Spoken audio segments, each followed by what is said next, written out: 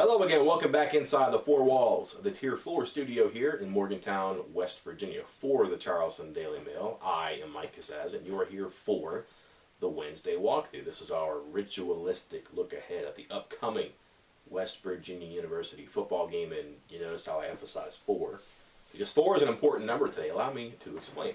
Saturday, 3:30 p.m. Eastern Time on ABC at Mountaineer Field. You have the Mountaineers playing their 4th ranked opponent this season. 4th top 10 opponent this season, no less. Good news attached to that. You do believe that some of the home field advantage that perhaps waned in recent years was restored with the win against Baylor, and maybe that means it roars Saturday against the Horned Frogs. Also, a 1-2 record against the top 10 teams, that's a lot different than 0-3. And everything changes when you get that one win against number 4, Baylor. What did that do? Well, every subsequent game becomes much more important, and that's why just winning last week, just not losing and screwing up the season, was a big deal for West Virginia. And now you keep that momentum, which can be fickle, especially when you go on the road, going in the right direction. You come home, everything's easier, except the opponent, of course. But let's say West Virginia keeps this dream season going, beats the Horned Frogs, and then goes on the road and survives what will probably be a salty Texas defense and a proud tradition at Darrell K. Royal Stadium. And they win for the 6th time in 6 weeks. Home away, home away, home away. That is a tough stretch to get through. But they're rewarded. They win 6 in a row. They're focused. They play well. All that stuff. Let's just say it happens. Well, then the Mountaineers get to catch their breath and then play host to what might be another top 10 team in Kansas State. Right now, Kansas State is number 11. It would be a Thursday night game. And again, if that home field keeps going, it can become a factor that's worth a couple of points, a couple of odd bounces, a couple of just hard-to-explain things, apart from the fact that there's a home field advantage. Kansas State is undefeated at that time in the conference, as it is right now, and West Virginia is 1 loss in the conference. The winner of that game really may put the Big 12 title in its back pocket, believe it or not. Now, granted, if all this stuff happens, Saturday and next Saturday, and then even 2 Thursdays from then, against Kansas State, you have to go to Iowa State. And Paul Rhodes certainly knows how to ruin West Virginia's season.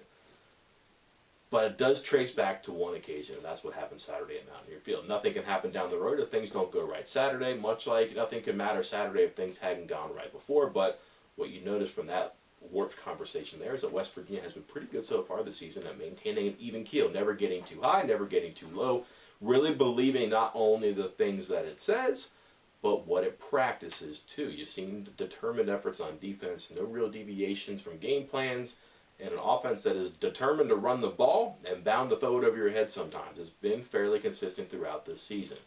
No easy task Saturday, though. What strikes me about TCU is that this is probably the fastest team West Virginia will see all season. For so long, whether as a Big 12 member or a dominant program in one of the mid-major leagues, we've all fairly equated TCU with defense, and we've heard about them recruiting talent, recruiting skill positions. We're starting to see it now. They're very fast on offense, they're very fast on special teams, and that's what recruiting cycles do. That's what Gary Patterson was talking about when he said it would take 2, 3, 4 years in the Big 12 before you began to witness the dividends that the affiliation would pay. And you start to see it now because they can play and they can fly on offense. That has not always been the case there before. Everybody knows Trevon Boykin, Heisman Trophy candidate, 21-3 touchdown to interception ratio, 340 yards a game, 60% completions, dangerous outside the pocket. You all know that. But he can throw it to a bunch of guys. We're not sure if Josh Doxson will play. He will travel. He injured a foot or an ankle or a leg or a lower appendage, however TCU wants to explain it to you. But even if he doesn't play, what's odd is that TCU has so many guys it can go to. Colby Listenby has turned into a really nice receiver, a big play guy averaging over 20 yards a play. And Deontay Gray is 7 touchdowns in the bag already right now. These are pretty heady numbers for an offense you had not always equated with being so explosive. But they can hand it off to guys too. B.J. Catalon can play for anybody. He's a game breaker as a kickoff return. Aaron Green was a pretty big-time recruit at Nebraska who's the backup now and does a lot of work for the TCU offense. Defensively, though, you look at their rankings, don't be fooled by this, though. They're just middle of the pack in pass defense. They're number 4 in rushing defense. They're number 4 overall in total defense. They're number 2 in scoring defense. They've only given up 17 touchdowns, the fewest in the Big 12.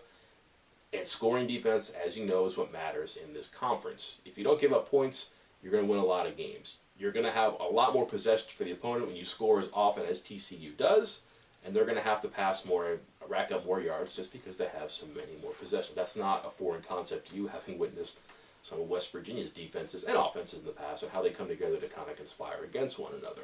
But defensively, they're good. They don't do a lot exotic apart from one thing. They'll play half man and half zone in the secondary sometimes. It'll be up to the quarterback to figure those things out. Their defensive backs are smart. Their linebackers are smart. They'll match patterns and just pick up a guy running across the field and just do some things that look a little bit different to the quarterback. But again, they're not exotic. They don't blitz a lot because they don't have to. They confuse people. They get good pressure up front. They twist, they stunt, stuff like that. But they just want to use their front six because those guys are good. They don't need a lot of help from the safeties and the cornerbacks to disrupt the quarterback. Again, front six, it's a 4-2-5.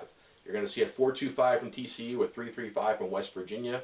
These are kind of like unicorns. You don't see a lot of them out there, and these are different from the other ways that people will mimic and attempt to play this defense. But their their defensive tackles are really good. Chucky Hunter and Devontae Pearson, inside pressure, they're really good. They've excelled up front without Deontay Fields, who is no longer with the team, obviously. Their linebackers, playmakers. If you're going to have two of them, they got to be good. Paul Dawson is a Player of the Year candidate on the defensive side of the Big 12, and they're great at safety with Sam Carter and Chris Hackett.